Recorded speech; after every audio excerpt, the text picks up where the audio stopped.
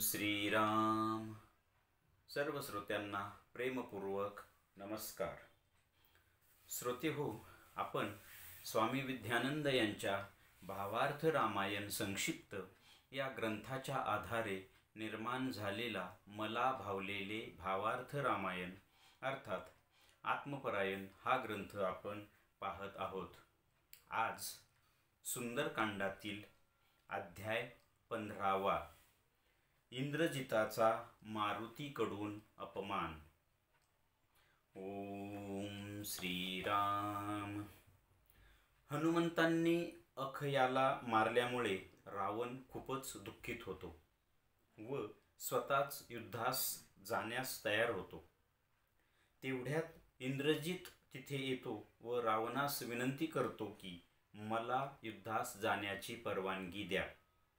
मग रावण इंद्रजिताला पाठवतो व सांगतो की हा वानर नसून हा मूर्तिमंत काळ आहे, तेव्हा हे नीट समजून घेऊन मंत्र, तंत्र, योग, याग, भेद, नीती या सर्वांचा वापर करावा. तेव्हा इंद्रजित म्हणतो की मी मारुतीला जिवंत पकडून आणतो. मग इंद्रजित व हनुमंतांचे तुंबळ युद्ध सुरू होते. शेवटी हनुमंत इंद्रजिताचा मुकुट खाली पाडतात. त्यामुळे इंद्रजिताचा खूप मोठा अपमान होतो. आता आपण हे साधकाच्या दृष्टीने पाहू. आता साधकाच्या या अध्यात्म प्रवासात अध्यात्म जीवनरूप युद्धभूमीवर प्राणाचे म्हणजेच हनुमंताचे शुद्धीकरण प्रक्रिया रूप युद्ध चालू आहे.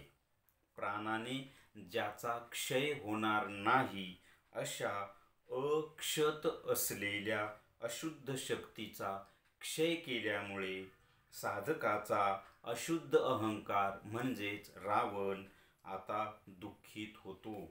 मग तो आपल्या इंद्रियांचा प्रमुख असलेल्या गर्विष्ठ मनाला म्हणजेच इंद्रजिताला अध्यात्म जीवनरूप युद्धभूमीवर पाठवतो. त्या गर्विष्ठ मनाला सांगतो की तू आता साम, दाम, दंड, भेद या नीतीचा वापर करून त्या प्राणाला माझ्या समोर हजर कर. मग ते गर्विष्ठ मन प्राणाच्या समोर येते. प्राण बलवान असल्यामुळे कुशलतेने त्याला सामोरा जातो व त्या गर्विष्ठ मनाच्या एकाग्रतेवर आघात करतो. त्यामुळे ते गर्विष्ठ मन अपमानित होते. आता आपण या अध्यायाचं थोडक्यात सार पाहण्याचा प्रयत्न करूया. इथे हनुमंतांनी जंबूमाळी, रावणाचे बरेचसे प्रधान आणि रावणाचा मुलगा अखया म्हणजेच अक्षत याला मारल्यामुळे रावण खूप दुःखित होतो व स्वतःच युद्धभूमीवर निघतो. परंतु इंद्रजित तिथे येतो आणि म्हणतो की मला युद्धात जाण्याची परवानगी द्या. तेव्हा रावण त्याला सावध करतो की हा वानर दिसत नाही, हा मूर्तिमंत काळ आहे, त्यामुळे जपून सगळ्या विद्यांचा वापर करून मंत्र, तंत्र, शस्त्र, अस्त्र, योग, याग वगैरे या सगळ्यांचा वापर करून हनुमंताला माझ्यासमोर घेऊन या. तेव्हा इंद्रजित म्हणतो की मी हनुमंताला जिवंत पकडून आणतो. तो येतो, त्यांचं युद्ध सुरू होतं. परंतु हनुमंत कुशलतेने सामोरे जात आहेत आणि त्या इंद्रजिताचा मुकुट खाली पाडतात. त्यामुळं हा खरा इंद्रजिताचा खूप मोठा अपमान आहे. कारण इंद्रजित हे नाव मेघनाद नाव आहे त्याचं, पण इंद्रजित हे नाव का पडतं? त्याने स्वर्गात जेव्हा रावणाने आक्रमण केलं तेव्हा या मेघनादाने मेघनादाने इंद्रावर विजय मिळवला, म्हणून त्याचं इंद्रजित हे नाव पडलेलं आहे. तर हीच कथा साधकाच्या दृष्टीने कशी असेल तर साधकाच्या या अध्यात्म जीवनरूप रणभूमीवर जेव्हा ज्या वामशक्ती की आमचा कधी क्षय होणार नाही अशा भासत होत्या, त्यांचा क्षय झाल्यानंतर हा अशुद्ध अहंकार दुःखी होतो आणि मग तो आपल्या इंद्रियांचा प्रमुख असलेला, कोण आहे इंद्रियांचं प्रमुख? आपल्या इंद्रियांचं सगळ्यांचं प्रमुख मन आहे, परंतु हे मन गर्विष्ठ आहे.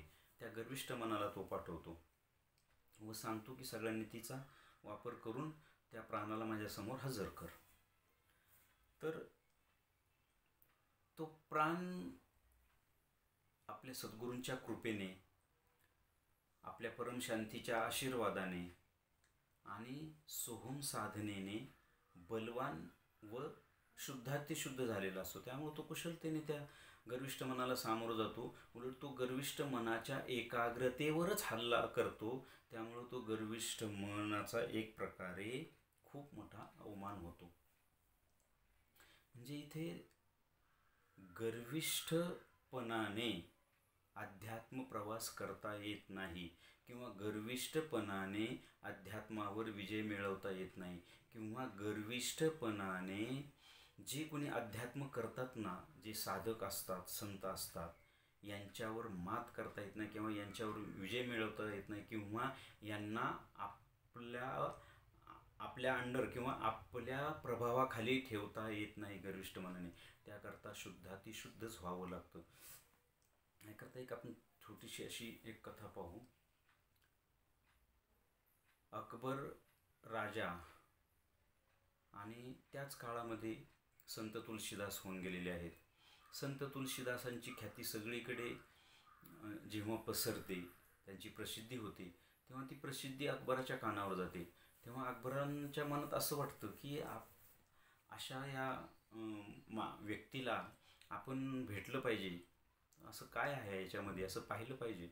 म्हणून तो सैनिकांना पाठवतो आणि आदेश देतो की जा आणि तुलसीदासांना म्हणावं की तुम्ही राजाने तुम्हाला बोलवले आणि तुम्ही येऊन मला भेटा माझ्या राजमहालामध्ये. तेव्हा जेव्हा ते सैनिक येतात आणि तुलसीदासांना सांगतात की बाबा तुला अकबराने तुला भेटायला बोलवले, तुला यावं लागेल. तेव्हा तुलसीदासांना प्रश्न पडतो की तेच जर त्यांनी एक प्रेमाने निमंत्रित केलं असतं तर ते गेले असते, पण त्यांच्या लक्षात येतं की हा अहंकाराने किंवा गर्विष्ठपणाने मला बोलवतोय. तेव्हा तुलसीदास म्हणतात की या जगात माझा राजा फक्त श्रीराम आहे. त्या राजाची आज्ञा सोडून मी कोणाची आज्ञा मानत नाही, मी येणार नाही. तुमच्या त्या अकबराला जर मला भेटायची खरंच इच्छा असेल तर त्याने नम्रपणाने माझ्या आश्रमात यावं आणि माझी भेट घ्यावी, असं उत्तर त्या सैनिकांना सांगते. सैनिक निघून जातात. तो निरोप अकबरांना दिल्यानंतर अकबर, आता त्या प्रांताचा तो राजा आहे तेव्हाचा, त्याला खूप राग येतो. अरे हा तुलसीदास कुणी असो पण माझी प्रजा आहे, प्रजेला जेव्हा राजा बोलवतो तेव्हा प्रजेने यायला हवं. त्याचा तो गर्विष्ठपणा उफाळून येतो आणि तो सैनिकांना आदेश सोडतो की जा आणि त्या तुलसीदासाला अटक करून माझ्यासमोर हजर करा. इथे तेच आहे ना, अशुद्ध अहंकार त्या गर्विष्ठ मनाला म्हणतोय की हनुमंताला माझ्यासमोर घेऊन ये, किंवा साधकाच्या दृष्टीने जो अशुद्ध अहंकार आहे तो म्हणतोय की त्या प्राणाला माझ्यासमोर, त्या गर्विष्ठ मनाला सांगतोय की त्या प्राणाला माझ्यासमोर घेऊन ये. मग ते सैनिक येतात आणि तुलसीदासांना अटक करतात आणि दिल्लीमध्ये घेऊन येतात अकबराच्या दरबारामध्ये. तर तुलसीदास ना ते विचारतात असं काय आहे तुझ्यामध्ये, मी तुला आदेश दिला तू का आला नाही. तर तिथे तुलसीदास निर्भीडपणे हे उत्तर देतात की माझा या जगात माझा राजा फक्त माझा श्रीराम आहे, तो राजा सोडून मला कोणी दुसरा राजा नाही आणि मी दुसऱ्या कोण्याही राजाची मी आज्ञापालन करणार नाही. मग हे ऐकून तो तुलसीदासांना कोठडीत टाका म्हणून सांगतो. तुलसीदास जाताना सांगतात की याचे परिणाम तुला भोगावे लागतील, कारण माझा राजा हे सहन करणार नाही. तर अकबर गर्विष्ठपणाने म्हणतो हा ठीक आहे, तू काय करशील ते पाहून घेऊया. आणि कोठडीत टाकल्यानंतर तिथे तुलसीदास श्री हनुमंतांची प्रार्थना करतात आणि ती प्रार्थना 40 दोह्यामध्ये करतात. आपण जो आत्ता हनुमान चालिसा म्हणतो ना, तो हनुमान चालिसा तिथे निर्माण झालेला आहे. आणि तो हनुमान चालिसा जेव्हा ते म्हणतात तेव्हा अशी किमया होते की हनुमंतांचे सैनिक कोण, सगळी वानरसेना त्या दिल्लीमध्ये प्रचंड धुमाकूळ घालतात. नुसतं दिल्लीमध्येच नाही तर अकबराच्या राजमहालामध्ये, राजसभेमध्ये, राजसभा चालू असताना ते जे धुमाकूळ घालतात, सगळे मंत्री पुरोहित जे कोणी सगळे असतील ते सगळे पळून जातात. आणि हे सगळं पाहिल्यावर अकबराला शहाणपण सुचतं की आपण खूप मोठी चूक केली आहे. म्हणजे इथे त्या गर्विष्ठ अकबराचा गर्विष्ठपणावर हनुमंतांनी प्रहार केलेला आहे. इथे कथेतही हनुमंत त्या इंद्रजिताचा मुकुट पाडतात, म्हणजेच त्याचा प्रचंड त्या गर्विष्ठपणाचाच मुकुट पाडतात. आणि साधकाच्या दृष्टीने तो प्राण त्या गर्विष्ठ मनाच्या एकाग्रतेवरच आघात करतो. तसं इथे हनुमंताची वानरसेना त्या अकबराला सळोकीपळो करून सोडतात. अकबर शेवटी त्याचा गर्विष्ठपणा निघून जातो आणि तुळशीदाला बाइज्जत तो सोडून देतो. एवढंच नाही, साष्टांग नमस्कार करतो, त्यांचा सत्कार सन्मान करतो आणि सन्मानाने त्यांना त्यांच्या आश्रमामध्ये पाठवून देतो. म्हणजे अध्यात्म मार्गामध्ये गर्विष्ठपणा चालत नाही. गर्विष्ठपणाने आध्यात्मिक प्रवास करता येत नाही.